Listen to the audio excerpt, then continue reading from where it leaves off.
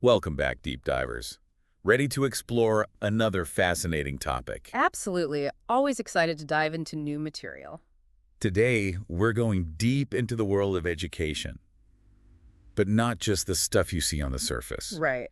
We're going beyond classrooms and textbooks. We're looking at the systems behind the scene The structures, leadership, the whole culture of a school. and how it all impacts, whether kids actually learn. Yeah. It's kind of like an iceberg, Oh, I like that. You see the tip, the teaching and learning, Right. but there's this massive structure underneath. Shaping everything. Exactly. And that's the hidden world we're going to explore. We've got a great mix of sources for this deep dive. We do. We've got classic educational administration texts. Okay. And some really interesting research studies. Like from Ohio State. Yeah, Ohio State and Michigan, we're looking at educational administration, concepts and practices too. So where do we even start unpacking all of this? Well, I think we got to tackle bureaucracy first. Bureaucracy. Yeah, I know it's not the most exciting word, No, not really. but it's really key to understanding how schools actually function. Okay, so like rules and regulations and all that. Exactly. Think back to Max Weber's ideal bureaucracy. Remember those characteristics? Oh, from like sociology class? Vaguely. Hierarchy, specialization, rules. Schools are full of them. That's true. You've got the school board, then superintendents, principals, department heads, and then teachers. Yep, a whole chain of command. And rules for everything. I mean, it makes you wonder, though. What's that? How does all that structure actually affect what happens in the classroom? Ah, well, that's where the potential downsides of bureaucracy come in. Okay, downsides. Yeah, it can create rigidity, reduce teachers' job satisfaction, Uh-huh. and even stifle creativity. So too much structure can backfire. It can. Imagine trying to teach coding, which is this dynamic, constantly evolving field, Right. with a 20-year-old textbook. It doesn't work. It doesn't work. Yeah. Can you give me a real-life example of, like, how that plays out in a school? Sure. Imagine a school that has this super strict rule about leaving the classroom during lessons, no exceptions. Okay. Then a fire alarm goes off. Some students hesitate. Because of the rule. Yeah, they're worried about breaking the rule. Oh, wow. We call those bureaucratic dysfunctions. Bureaucratic dysfunctions. When the rules get in the way of, common sense and efficiency. Oh, I can totally see that happening. Yeah. You've got these well-intentioned rules, Exactly. but then they create these crazy situations where everyone's, like, afraid to do anything. Right. Or think about seniority-based promotions. Okay, yeah. Someone might get promoted based on how long they've been there. Not necessarily because they're the best fit. Exactly. That can be really frustrating for teachers who are passionate and capable, They feel stuck. totally stuck because of the system. It seems like finding the right balance is key here. It really is. Enough structure to keep things running smoothly. Yep. But not so much that it, like, kills creativity and motivation. Right. So if bureaucracy isn't always the answer, what's the alternative? Well, that's where the human relations approach comes in. Okay, human relations. Instead of just focusing on structures and rules, it emphasizes the importance of Relationships? relationships, yeah, and social dynamics within a school. So, like, how everyone interacts with each other. Exactly. This approach was really influenced by those famous Hawthorne studies. The Hawthorne studies remind me. They were a series of experiments, way back in the 1920s and 30s, at a factory. Yep. They totally changed how we think about workplaces. Wait, a factory?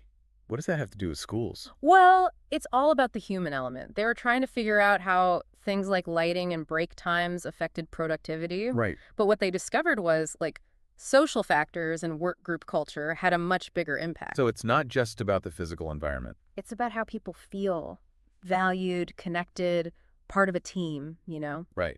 And you know what? Those findings weren't just limited to factories. They had a ripple effect across many fields, including education. Makes sense.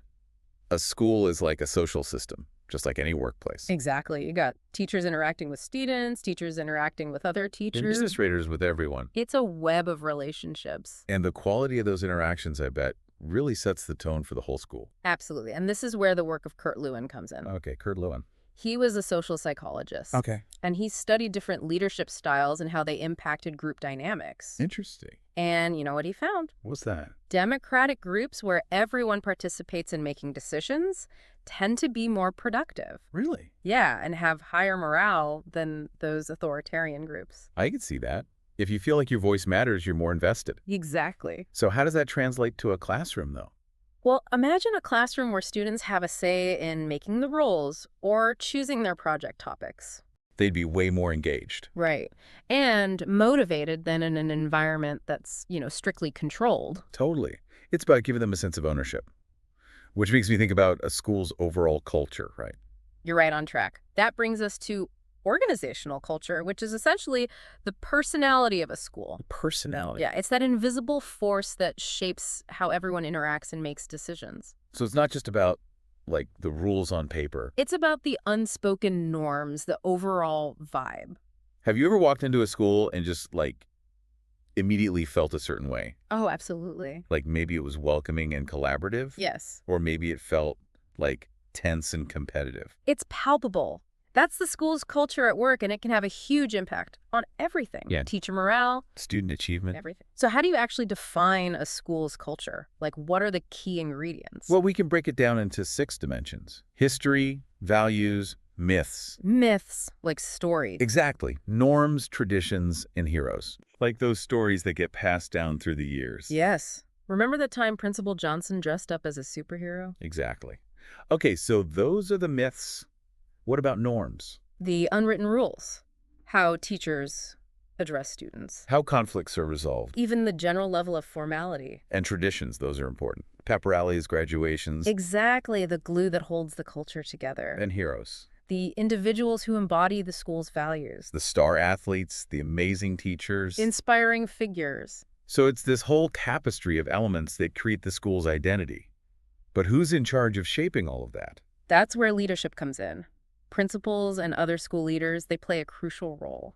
So it's not just about managing logistics. No, it's about setting the tone, communicating those values, leading by example. I can see how different leadership styles would really come into play here. Oh, absolutely. You've got your authoritarian leaders, democratic leaders, laissez-faire. Each with their own strengths and weaknesses. Right, so let's break down those leadership styles. I'm curious to hear how they actually work in a school setting. Sounds good to me. Let's start with the authoritarian style, a top-down approach, Okay, top down. where the leader makes decisions without much or any input from others. I can see how that might be helpful in a crisis. Exactly. Quick decisions needed. Right, like a security threat or something. But in day-to-day school life, it can create resentment, stifle creativity. Because teachers feel like they don't have a voice. All right, they're just going through the motions. Not feeling passionate? Not at all. Okay, so what about democratic leadership? Well, that's all about shared decision-making. The leader values input from the team, Encourages open communication. fosters that sense of ownership. But wouldn't that take forever to make decisions in a school with, hundreds of teachers? That's a fair point. It can be time-consuming. It requires strong facilitation skills. And compromise. Yes, lots of compromise. But when it's done well, it leads to greater buy-in. And a stronger school culture. You got it. What about that laissez-faire style? Does that ever work in a school setting? It can. Laissez-faire leadership is the most hands-off approach. Hands off. It can work well with highly skilled and motivated teams. So maybe in a school with a very experienced staff. Yes, where they don't need a lot of direction. They're already functioning well as a team. But in a school where teachers need more support or guidance, it could be a disaster. It could be chaos. Like a ship without a captain. The perfect analogy. Okay, so we've talked about these, broad categories of leadership styles. Right. Are there any specific leadership behaviors that are, proven to be effective in schools? Oh, tons of research on this. But one classic study from Ohio State University, Okay. they identified 2 key leadership behaviors. Okay, lay it on me. Initiating structure and consideration. Okay, break those down. What do those even mean? Well, initiating structure is all about being task-oriented, Yeah. setting clear goals, Okay. establishing procedures, making sure everyone knows what they're doing. So creating order and clarity. Exactly. Think about a principal who creates a detailed schedule. For the school day. Yes, and outlines clear expectations for lesson plans, establishes a system for monitoring student progress. Got it. What about consideration? Consideration is more of the people-oriented side of leadership, Okay, people-oriented. showing concern for the well-being of the team. Okay. Fostering open communication. Creating a supportive environment. Exactly. Think about a principal who takes the time to listen to teachers' concerns, Okay. provides encouragement. Celebrates accomplishments. That's consideration in action. So the best leaders are the ones who can do both. Yes. Structure and support. The Ohio State studies found that the most effective leaders often exhibit both.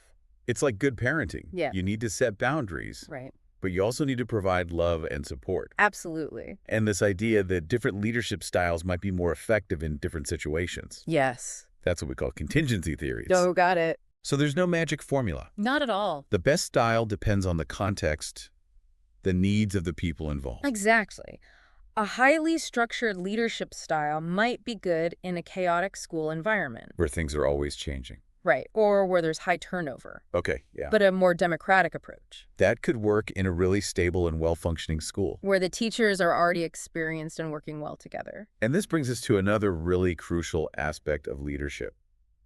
Motivation. Motivation, so important for both teachers and students. Because without motivation, nothing's going to happen. You said it. You can have the best curriculum in the world, the best facilities, the best everything. But if teachers aren't motivated, Yeah, and if students aren't engaged, it's a non-starter. so how do we unlock that motivation? Is there a secret formula? Oh, I wish it were that simple. Motivation's a complex thing, Right. but there are some theories, some really solid theories that can help us understand it a bit better. Okay, like what? Which theories should we be looking at? Well, there's that classic one, Maslow's hierarchy of needs. That pyramid thing, remember? Vaguely, yeah. The different levels of needs. Right, you start with basic survival stuff like food and shelter. Yeah. Then you move up to things like safety, belonging, esteem. And finally, self-actualization. You got it. I remember learning about it in Psych 101. Me too. But how does that actually apply to teachers and students, though? Well, imagine a teacher who's super stressed about paying their bills. Okay. Or maybe they're dealing with a difficult family situation. They're not going to be the best teacher they can be. Exactly. They're stuck down there at the bottom of that pyramid, you know? Worried about basic needs. Right. It's hard to focus on higher level needs, like feeling respected or reaching your full potential as a teacher when you're dealing with that stuff. That makes total sense. It's like trying to teach a kid about fractions when they haven't eaten breakfast. Exactly. Their basic needs have to be met first. Before they can even think about learning. And that's where school leaders have a huge role to play. Creating a supportive environment. Yes, where teachers feel safe and respected, Valued. valued. That means fair compensation, reasonable workloads. Opportunities to grow. Yes, opportunities for professional development. So important. So once those basic needs are met, then what? How do you motivate teachers to go above and beyond? Well, that's where those higher level needs in Maslow's hierarchy come in. Okay. Teachers, they want to feel like they belong. Like you're part of a community. Right, a supportive community. Right. And that their contributions matter. And that they have the chance to keep learning and growing. It's all about fostering a sense of connection and purpose. And a strong school culture can really help with that, right? Absolutely. Think about a school where teachers feel comfortable sharing ideas, Supporting each other. celebrating each other's successes. That would be amazing. It's incredibly motivating to be part of something like that. Okay, so Maslow gives us this framework for understanding different needs. Right. But what about actually motivating people? Are there any other theories that can help with that? Definitely. We should talk about Vroom's expectancy theory. Vroom's expectancy theory. Okay, tell me more. It's a bit more complex. Okay. But the main idea is that people are motivated to act when they believe that their effort is going to lead to something good. So it's not just about working hard. No. It's about believing that hard work will actually be rewarded. Okay, so like you need to see that connection between your effort and the outcome. Yes. Vroom breaks it down into these three parts: expectancy, instrumentality, and valence. Okay, let's unpack those. All right. Expectancy is the belief that your effort will actually lead to good performance. Got it. So you have to believe that you're capable of doing it. Right. Then there's instrumentality. Instrumentality. That's the belief that good performance will actually lead to rewards. So like if I do a good job, I'll get recognized for it. Exactly. And then you've got valence. Violence. That's how much you actually value those rewards. So even if there's a reward, I might not be motivated by it if I don't actually care about it. Exactly. So you see, it's this whole chain reaction. Beliefs and values driving behavior. Right. So how can school leaders actually use this theory to motivate teachers? That's a good question.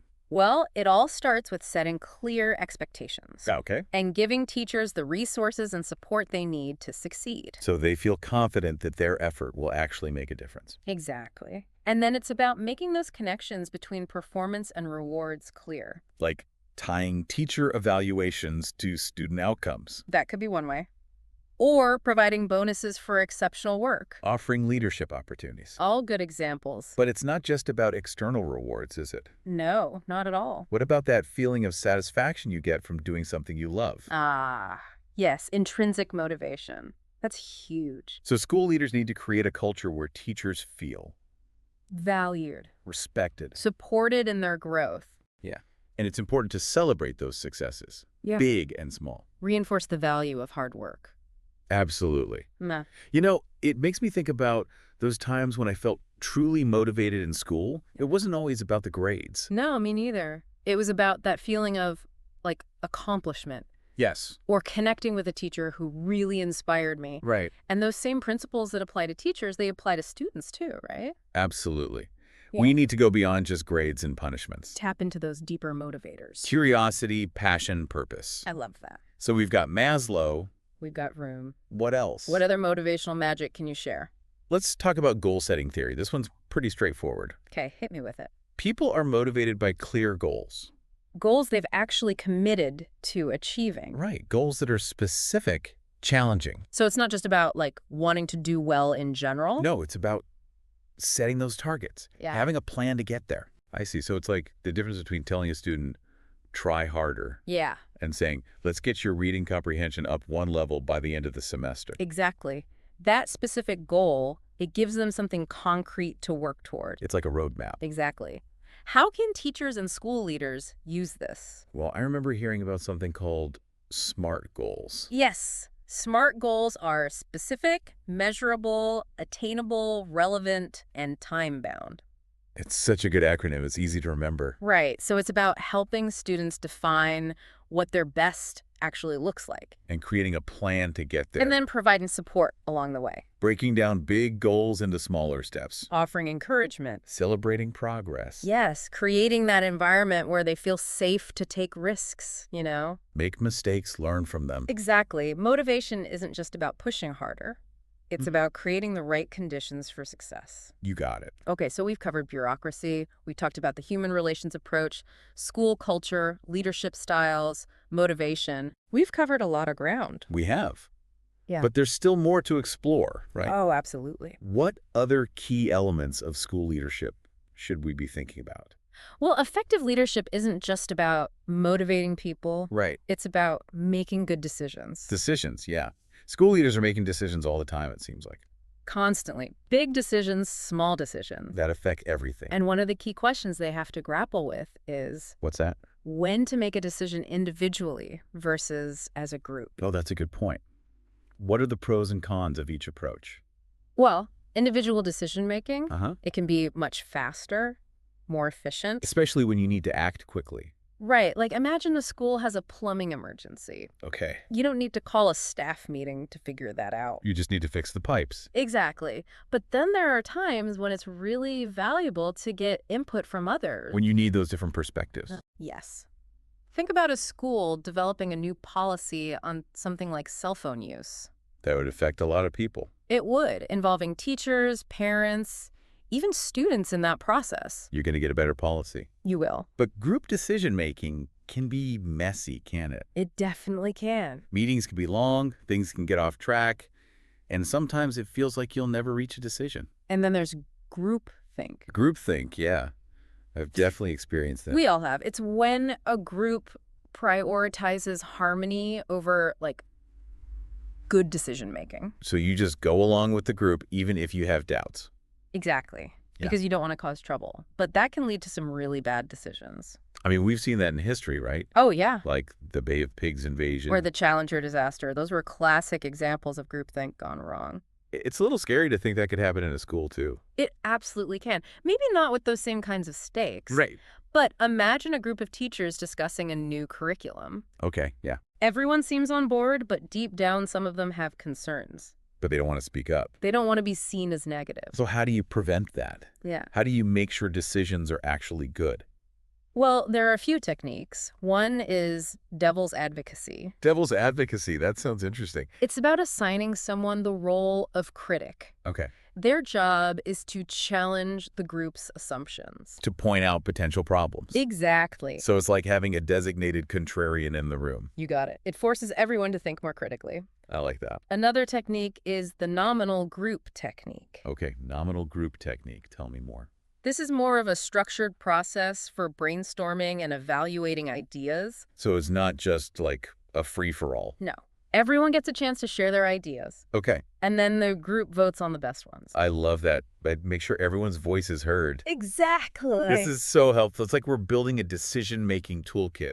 And speaking of toolkits, we can't forget about communication. Communication. So important. It's the glue that holds everything together. In a school, in any organization, really. But it's not always easy.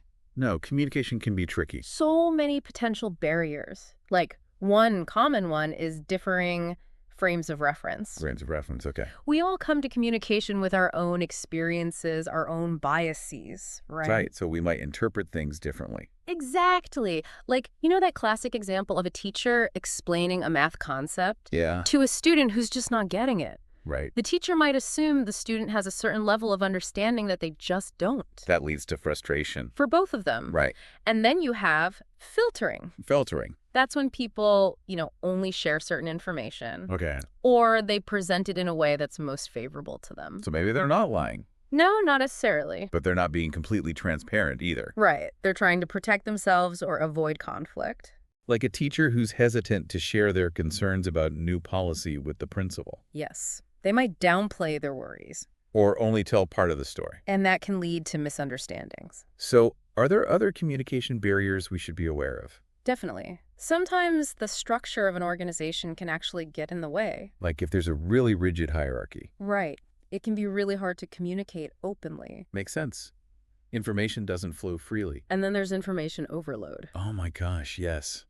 That's a huge one. Teachers and administrators, they're just bombarded with emails and messages all the time. It's impossible to process everything. Right. And then you have the simple fact that words can mean different things to different people. Oh, I've definitely run into that one. Like, imagine a principal who tells a teacher to be more innovative, Okay. but they have very different ideas about what innovation means. Right. That can cause a lot of confusion. Yeah. And then you also have those power dynamics that come into play, right? Sure. Oh, for sure. People in positions of power. They might not always be open to feedback. Exactly. And people who are lower down in the hierarchy. They might be afraid to speak up. Exactly. It's like this unspoken rule, don't rock the boat. So what can school leaders do to create a more open environment?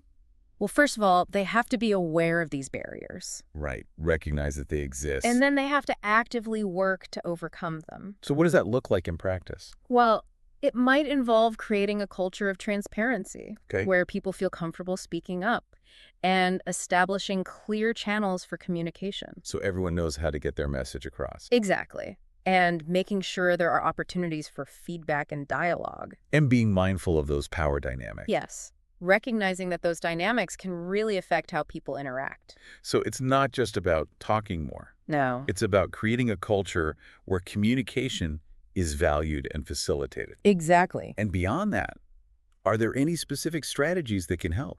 Well, active listening is huge. Active listening. Right. We talk about that a lot. It's so important, but it's also hard. It really is. It's so easy to get distracted. Or to be thinking about what you're going to say next. Instead of really focusing on what the other person is saying. Right. But when you do actually listen. It creates that space for understanding. Empathy. Yes, connection. Okay. What else? What other communication tips can you share? Well, clear and concise messaging. That's key. Oh, yeah. I'm definitely guilty of sending those long, rambling emails sometimes. We all do it. But when you're communicating something important, Keep it short. get straight to the point. Okay, good advice. Repetition can also be really helpful. Repetition. Yeah, especially when you're communicating something important. Think about a principal announcing a new policy. Mm-hmm. They might mention it at a staff meeting, Okay. send a follow-up email, Right. maybe even provide a handout.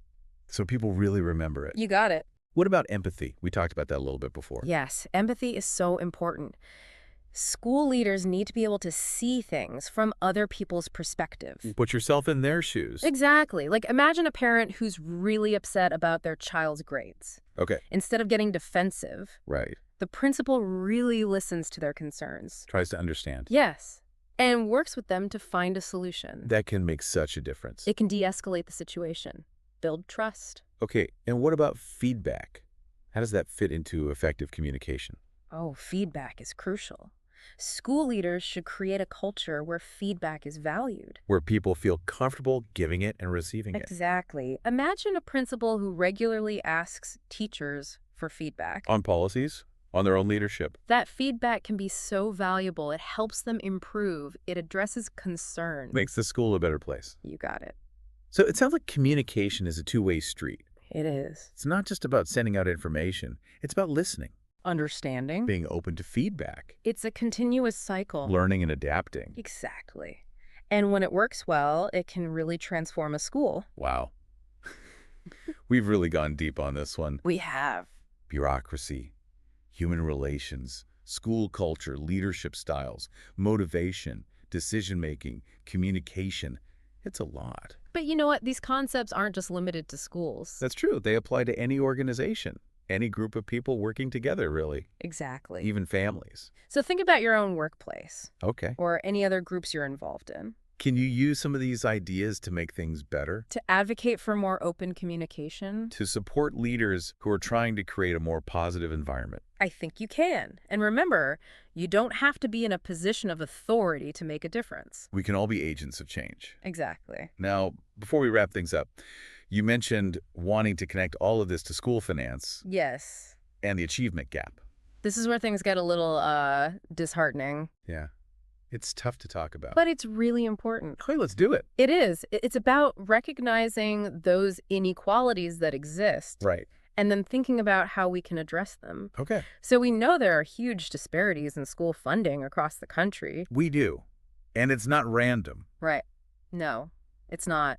Those disparities, they often fall along socioeconomic lines. Yeah. A child's zip code. Can have a huge impact on their educational opportunities. It's pretty disheartening. It is. It makes you wonder, like, what kind of country are we if where you live determines? The quality of education you receive. Right. And that's where the achievement gap comes in. The achievement gap. Yeah. We hear that phrase a lot. We do. It's that persistent difference in how well different groups of students perform academically. And it's not just about individual ability, right? No, it's tied to socioeconomic factors. Race, ethnicity. All of that. It's complex. It is. But we can't ignore the role that money plays in this. Right. Inadequate funding. It definitely contributes to these inequalities. Think about a school in a low-income neighborhood that's struggling just to provide the basics. Textbooks. Technology. Qualified teachers. Those students are already starting at a disadvantage. Right. And a lack of resources just makes it worse. It's like this vicious cycle, It is. Underfunded schools, they struggle to attract good teachers. which leads to larger class sizes, Yeah. fewer resources. And ultimately, lower student achievement. It's heartbreaking. It is. But, some people would argue that. That funding isn't the main problem. Yeah. They'd say things like family background, student motivation, teacher equality, Those are the things that really matter. that those things have a much bigger impact than how much money a school has. Right. But you can't deny that not having enough funding. It creates a whole bunch of other problems. It does. It makes it so much harder for students to succeed. It really does. But what can we do about it? I mean, it feels like such a big problem. It is a big problem, but I think the first step is just talking about it. Raising awareness. Exactly, and advocating for policies that actually promote equity in So education, that every child regardless of where they live or how much money their family has. has the chance to get a good education. I think that's something we can all agree on. Absolutely. And, it can feel overwhelming sometimes. It does. Like, how can I, one person, actually make a difference? I get that.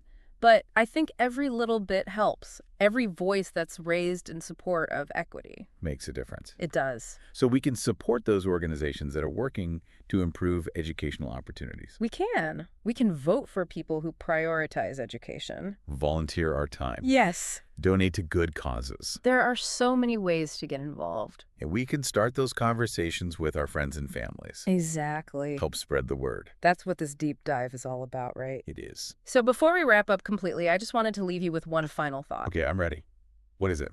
We've talked about a lot of the challenges in education, Yeah, we have. but I want to shift the focus for a second. Think about all those things we talked about. Open communication, empowering teachers, creating a supportive culture. Those ideas, they're not just for schools. You're right. They apply everywhere. So the challenge I want to leave you with is this. How can you take these insights and apply them to other parts of your life?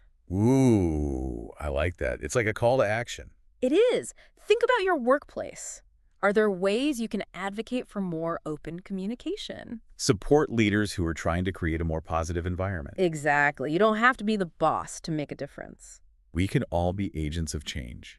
We can. So powerful. It's like taking all of those aha moments from this deep dive Yes. and actually doing something with them. That's what I'm hoping for. This has been an incredible deep dive. It really has. I feel like I've learned so much, not just about education, but about organizations in general. I'm glad to hear that. And remember, this is just the beginning. Right, a starting point. Keep exploring these ideas. Keep asking questions. And keep using what you learn to make a difference. Beautifully said. To all of our listeners out there, thanks for joining us on this deep dive. Keep diving deeper, keep questioning, keep learning. And until next time. Happy learning.